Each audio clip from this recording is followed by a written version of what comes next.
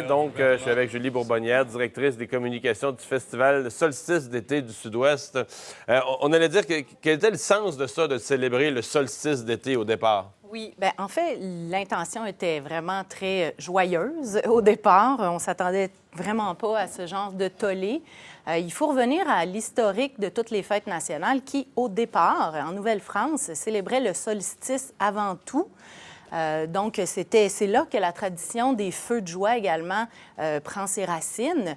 Donc, nous, notre idée, le festival, c'est de créer un événement festif dans lequel il y a l'inclusion de la fête nationale, évidemment. Mais qui n'y était pas au départ, là? Non, ça l'a toujours été. Oui? C'est une question... On disait que c'était pas sur l'affiche, c'était pas nulle part, là. C'était pas indiqué C'était pas sur clairement, c'est une erreur. Vous savez, on a eu un très court laps de temps pour préparer tout ça. Le projet a été approuvé à la SDC le 11 mai dernier.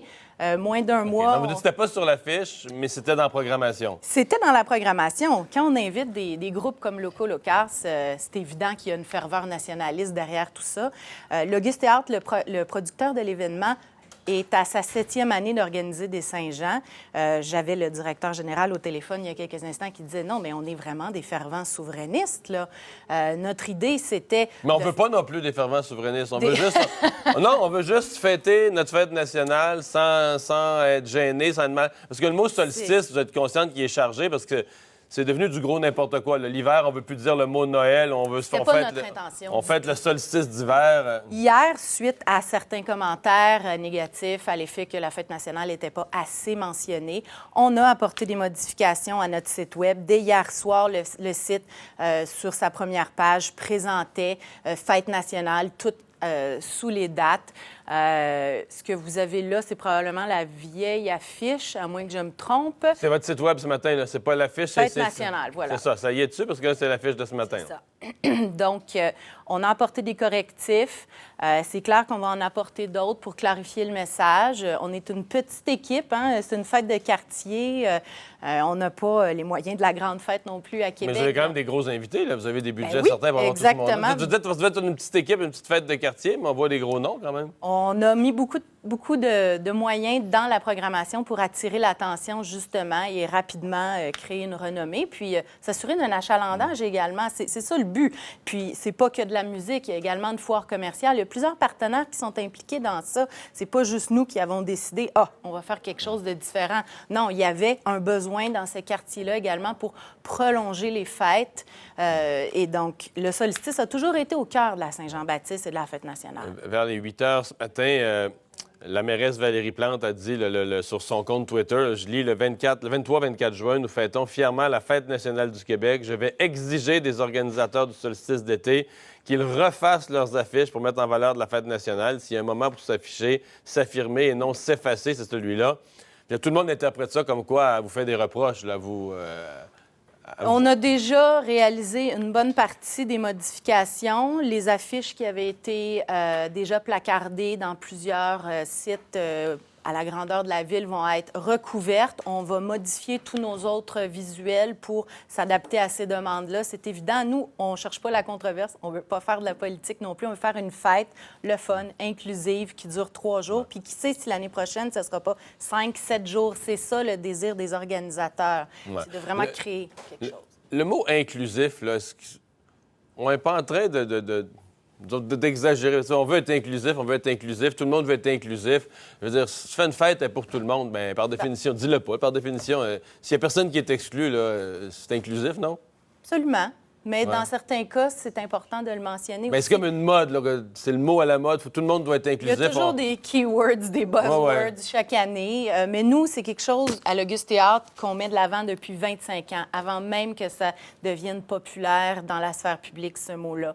La culture, toutes les cultures ont toujours été au premier ordre de toutes nos activités. Et puis, c'est la même chose ici. Puis, on est vraiment désolé, on s'excuse en quelque sorte d'avoir offusqué des gens. C'était pas du tout notre intention. On veut qu'un grand nombre de gens participent et viennent faire la fête avec nous. Biz de Loco Locas est là le 22. Ils n'étaient pas disponibles le 23 et le 24. On voulait absolument les avoir pour souligner, justement, toute l'intention était là. On n'invite pas ce groupe-là si on ne veut pas faire une fête nationale ou fêter la Saint-Jean, comme il l'a rappelé hier, là. C'est clair, là. Avez-vous la crainte que cette controverse vienne assombrir vos fêtes ou au contraire, vous dites notre fête va être tellement connue, ça n'a pas de bon sens, tout le monde va en avoir entendu parler. Ils vont venir de Saint-Jean-sur-Richelieu à Saint-Jérôme, ils vont tous converger vers le sud-ouest? Écoutez, j'espère que ça va être votre deuxième option qui va prévaloir au cours des prochaines semaines. C'est sûr qu'on va mettre beaucoup d'efforts pour le publiciser, pour mettre de l'avant que la fête nationale est au cœur de notre festival du solstice. Puis on va faire tout en notre possible pour satisfaire finalement les exigences autant de la Ville que de nos partenaires et nos partenaires qui sont le MNQ également, là, qui est derrière nous dans cette fête-là. Oui, parce que ça a été soulevé à l'Assemblée nationale. Il y en a qui ont dit que vous receviez du financement, c'est exact, du financement des programmes liés à la fête nationale. Là, donc. Absolument, pour le 23 et le 24. Puis il va y avoir des discours patriotiques depuis le début. C'est mentionné dans toute notre programmation. Demain, on va émettre d'autres communications à ce sujet pour inviter les médias le 22 au lancement. Est-ce que votre maire d'arrondissement, bon, là, vous dédramatisez l'affaire, vous dites il n'y a aucune, on cache pas l'idée de fête nationale. Du tout. Est-ce que votre maire d'arrondissement, Benoît Doré, en utilisant dans un communiqué l'expression être plus inclusif, s'est pas mis pied d'un plat, n'est pas venu comme insulter la fête nationale en disant il y a la fête nationale, mais on a voulu faire quelque chose de plus inclusif, laisser entendre que la fête nationale, ça c'est pas inclusif, parce que c'était pas de mal. Tout était une question de perception. Je crois pas que c'était l'intention de M. Doré. Bien au contraire. Il est un fervent, c'est un amateur des fêtes. C'est lui qui a créé le marché de Noël également dans ce quartier-là. Il travaille avec nous pour le festival Noël dans le parc également l'hiver. C'est pas le marché du solstice d'hiver, là? Non, mais on le fête, le solstice d'hiver, le 21 décembre, depuis 25 ans. Donc, c'est pas une nouvelle invention, une affaire qu'on a sortie d'un chapeau. Julie Bourbonnière, merci d'avoir été là. Merci.